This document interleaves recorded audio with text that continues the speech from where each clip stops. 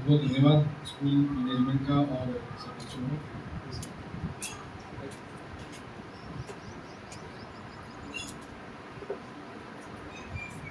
पहले भी मई के महीने में भी ऐसा एक अभियान चला था, उसमें मुझे लगता है कि पहले भी जो यहाँ पे मेरे सीनियर न्यायाधीश एस सिंह जैन साहब थे, वो आए थे आपके बीच में और उन्होंने साइबर क्राइम के बारे में, उसकी अलग अलग तरीकों के बारे में, प्रकृति के बारे में आप सब लोगों को बताया। आज जो माननीय राजस्थान राज्य विधिक सेवा प्राधिकरण राजस्थान और माननीय राजस्थान उच्च न्यायालय के दिशा निर्देशों में प्रत्येक मुख्यालय पर जो है वो बच्चों के बीच में जाकर और उन्हें एक बहुत ही महत्वपूर्ण टॉपिक के बारे में जो है वो बताने के लिए, जागरूक करने के लिए और अपनी बात रखने के लिए, बच्चों से वार्तालाप करने के लिए, कॉन्वर्सेशन के लिए हमें पर्सनली ये जिम्मेदारी दी है कि हर मुख्यालय से जो वहाँ पे पदस्थापित न्यायाधीश महोदय होंगे वही जाकर जो है वो बच्चों के बीच में अपनी बात रखेंगे। वैसे तो रालसा, इसको शॉर्ट में भी मैंने बताया, राजस्थान राज्य विधिक सेवा प्राधिकरण, उसको शॉर्ट में रालसा बोलते हैं। तो वैसे तो रालसा ने और भी बहुत सारे कार्यक्रम जो है वो बड़े लोगों के लिए, दिव्यांगों के लिए, जो जेल में है उनके लिए चलाए हैं, लेकिन बच्चों के लिए ये पहली बार ऐसा कार्यक्रम है जो कि उन्हें जागरूक करने के लिए और उन्हें विधिक सहायता देने के लिए चलाया गया। तो इस महीने का जो हमारा टॉपिक रहेगा वो है नशे को कहो ना, अपने सपनों को कहो हाँ। नशा कोई स्टाइल नहीं, अपने मन, शरीर और भविष्य की रक्षा करो। तो आप अभी उस उम्र में हैं जिसमें बच्चों को बड़ी आसानी से ललचाकर, दबाव देकर या किसी न किसी प्रलोभन से जो है वो नशे की तरफ कोई व्यक्ति खींचकर लेके जा सकता है। वो व्यक्ति कोई भी हो सकता है, आपका दोस्त हो सकता है, आपका बड़ा हो सकता है, आपका छोटा हो सकता है, आपका जानकार हो सकता है, अजनबी भी हो सकता है, वो व्यक्ति कोई भी हो सकता है जो आपको इस कुरीति की तरफ, इस जानलेवा चीज की तरफ, जानलेवा बीमारी कह सकते हैं नशे को, जानलेवा बीमारी की तरफ आपको लेके जा सकते हैं। हम सब जानते हैं कि कैंसर हो गया, एड्स हो गया, ट्यूबरक्लोसिस हो गया, रेबीज हो गया, ये सब जानलेवा बीमारियां हैं। तो इस प्रकार नशा भी एक जानलेवा आर्थिक रूप से आपको खत्म करने वाला, सामाजिक रूप से आपको तोड़ने वाला एक बहुत जानलेवा बीमारी है। तो इस बीमारी के बारे में हमें जो है वो हर चीज़ पता होनी चाहिए ताकि हम इसको समझें, इससे दूर रहें और दूसरों को भी इसके बारे में जागरूक करें।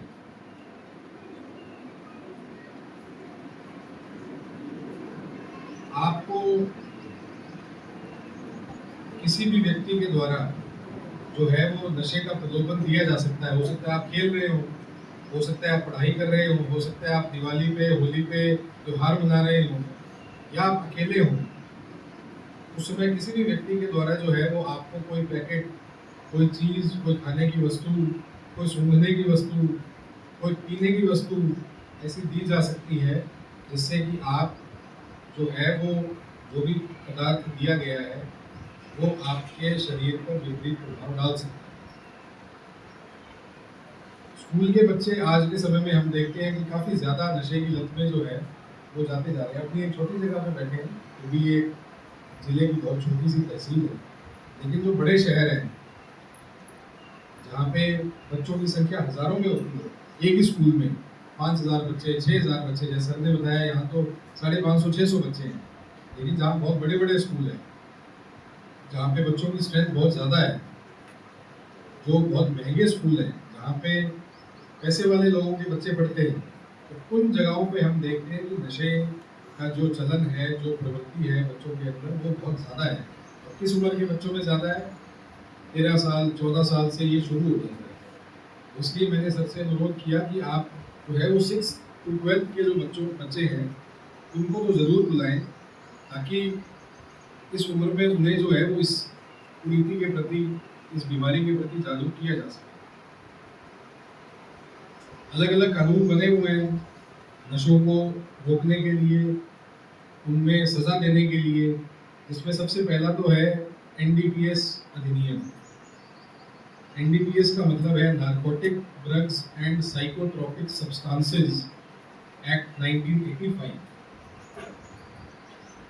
नारकोटिक ड्रग्स और साइकोट्रोपिक सब्सटेंसेस मतलब स्वापक औषधि और मना प्रभावी पदार्थ। बहुत भारी शब्द हो गए आपके लिए, लेकिन ये अधिनियम इसीलिए लाया गया ताकि जो भारत में नशे का चलन बढ़ रहा था उस पर रोकथाम लगाई जाए, उसको रेगुलेट किया जाए। फिर राजस्थान में राजस्थान आबकारी अधिनियम, जिसको इंग्लिश में राजस्थान एक्साइज एक्ट बोलते हैं, वो शराब को रेगुलेट करने के लिए अधिनियम बनाया गया। दूसरा मेरा ये कहना था कि बच्चों, आपको कोई भी डाउट हो, कोई भी आपका क्वेश्चन हो, तो आप बीच में कभी भी पूछ सकते हो, हाथ खड़ा करके उठ के पूछ सकते हो, ठीक है? ऐसे मत सोचना कि सिर्फ मैं ही बोलूँगा। आपके मन में कोई ख्याल आए, कोई सवाल आए, तो आप मुझसे पूछ सकते हो, ठीक है? ये जो है वो टॉपिक ही ऐसा है कि आपको हो सकता है कुछ चीज़ें समझ में ना आए, इसलिए आप कभी भी मुझसे पूछ सकते हो। ये अधिनियम दोनों जो है वो इसको रेगुलेट करते हैं। आज के समय में जैसे जैसे साइंटिफिक डेवलपमेंट बढ़ रही है, जो केमिस्ट्री के टीचर्स हैं, मैं उनसे कहना चाहूँगा कि ये जो है ये सब केमिकल प्रोसेस से चीज़ें बन रही हैं। जो भी ये साइकोट्रोपिक सब्सटेंसेस, जो मना प्रभावी जो पदार्थ बनाए जा रहे हैं, ये केमिकल कॉम्बिनेशन से, केमिकल रिएक्शन से तैयार किए जा रहे हैं। तो केमिकल्स को आपको पता है कि कितने हार्मफुल हैं, जैसे HCl है और जितने भी H2SO4 है, जितने भी केमिकल्स हैं, ये कितने ज़्यादा हार्मफुल हैं, ये सब हमको पता है। तो इन्हीं के मिश्रण से जो है वो अलग अलग केमिकल ड्रग्स जो है वो बनाए जा रहे हैं। इसके अलावा कुछ ड्रग्स जो होते हैं वो नेचुरल होते हैं, जो प्रकृति में उगते हैं। तो दोनों चीज़ों को हमें साथ में लेके चलना है। अब अपने सबसे पहले ये सोचते हैं कि नशा क्या होता है,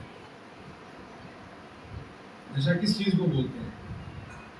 तो नशीले जो पदार्थ हैं, ऐसे पदार्थ जो आपके दिमाग पे जाके, आपके नर्वस सिस्टम पे जाके, आपकी कोशिकाओं पे जाके हमला करते हैं, आपके ब्रेन पे जाते हैं सीधा, और उसमें जो है वो केमिकल रिएक्शन ऐसा करते हैं कि आप जो है अलग अलग तरीके के एहसास करने लगते हैं।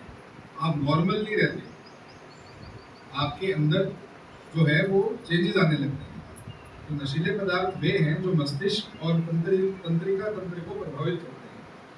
कुछ पदार्थ व्यक्ति को उत्तेजित करते हैं, कुछ नींद लेकर आते हैं, कुछ उनमें भ्रम की स्थिति पैदा करते हैं, जिससे व्यक्ति को ऐसी चीज़ें दिखाई देती हैं जो वास्तव में नहीं होती हैं। कुछ जो ऐसे केमिकल जो पदार्थ हैं वो डॉक्टर की सलाह पे लिए जाते हैं, तो वो दवाई के रूप में भी यूज होते हैं। लेकिन अगर आप उनको डॉक्टर की सलाह के बगैर लेते हैं, आप उनको जो है वो बिना लाइसेंस की, बिना प्रिस्क्रिप्शन के लेते हैं, तो वो जो है वो पनिशेबल ऑफेंस है। वो उसके लिए आपको उसके लिए दंड मिल सकता है, जो भी बिना प्रिस्क्रिप्शन के उस ड्रग को लेता है।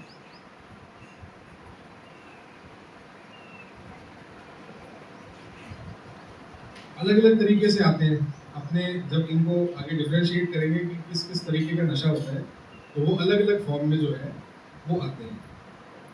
अब सबसे पहले हम ये देखेंगे कि बच्चा नशे के जाल में फंसता कैसे है, कैसे जो है वो उसको नशे की लत में धीरे धीरे धकेला जाता है। अगर आपका दोस्त अच्छा नहीं है और आपके ऊपर पीयर प्रेशर है, जिसको साथियों का दबाव बोलते हैं, कि आपका बहुत अच्छा दोस्त है, वो कहता है आपको कि नहीं ये कर लो, ये खा लो, इस चीज़ को पी लो, तो उस स्थिति में क्या है कि बच्चा जो है वो उस दबाव में आ जाता है और नशे को ले लेता है। फिर एक बार आजमाने की, एक बार ट्राई करने की जिज्ञासा रहती है कि एक बार खा के तो देखें, एक बार लेके तो देखें। इससे भी क्या है कि व्यक्ति धीरे धीरे इस चीज़ का आदी हो जाता है। क्यों? क्योंकि ये आपके दिमाग पे जाके असर करता है।